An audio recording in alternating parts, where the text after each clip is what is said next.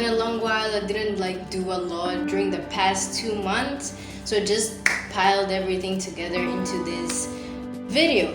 If you're not used to this segment, is basically where I tell you what I've been up to, what I've been watching, what I've been listening to, and we talk about some random topic that you guys want to talk about. I did watch quite a good amount of anime, but the one that really stuck with me was Shinsekai Yori. That is basically about a group of kids from a utopic village called Kamisu 66, where everybody has like psychic powers and they try to adapt to the roles that they're given in this specific community, but finding out certain things that aren't that okay about said community made it hard for them to like grow into their roles no matter how hard they try. The only thing that bothered me a bit was the cliche thing where when you're running away and the girl always has to fall, like, Jesus Christ, can you fucking let a girl run in peace? But besides that, it's pretty cool.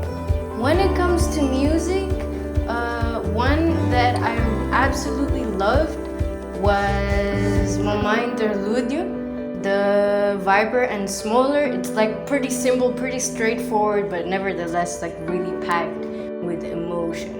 I did end up watching more movies than anime this month, and one that I liked a lot was Den of Thieves.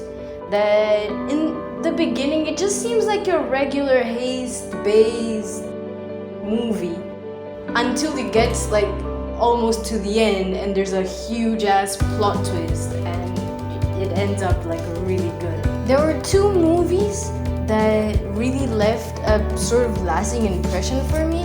One was Detroit and the other was Green Book. Detroit, man, I don't even know how to explain. It's the 2017 movie. It's better if like y'all watch it by yourselves, cause like it pulls the rug from under your feet really hard.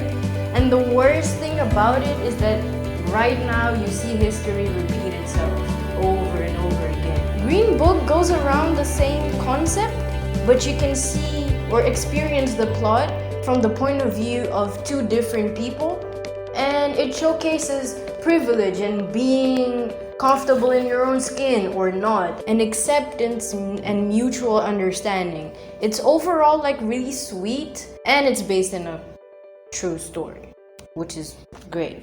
So, as per usual, we've reached that part of the video where I pretend I've got my shit together.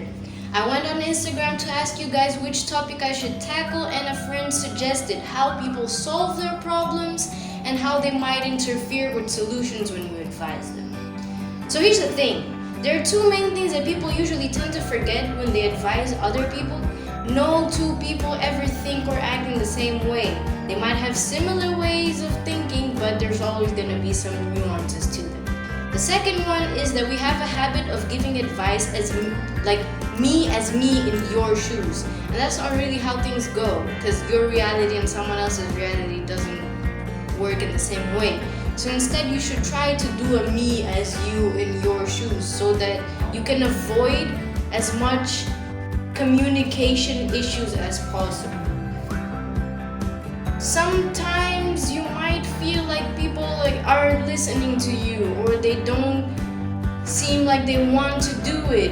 Your advice might be good, but it might not apply to their reality, especially if they're scared or trying to be cautious or anything in between. Apart from that, if maybe you don't get any positive feedback, or it just seems like the person doesn't really want to leave the situation they're in, just mind your goddamn business. You did what you could do, move on. It's still not your problem.